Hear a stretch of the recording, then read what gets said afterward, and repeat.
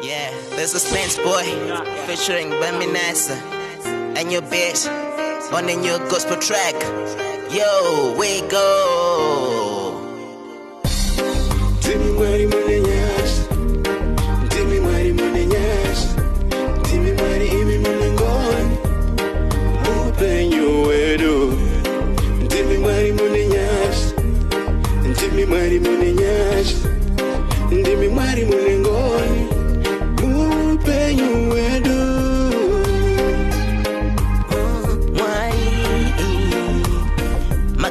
Chengetedza ishe kuva kare kare mbere yendaga nesingaperi baba rudo rwenyu torubona kusvikana rini patotadza ishe motiregerera Mwari munotida kunyangwe patotadza Mwari mune rudo Mwari munotida totadza pakawanda asi nyasha dzenyu Mwari mune rudo Mwari mune nyasha Mwari ni handizive ndoita sei Mwari handigone nezvamonditida vabereki mari fundo zvese makandipa Mwari mogona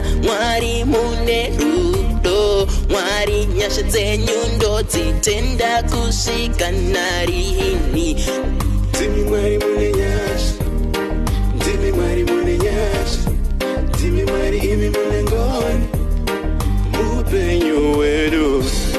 Timi mwari munenyasha, timi mwari munenyasha, timi mwari munengoni, upenyu wedu.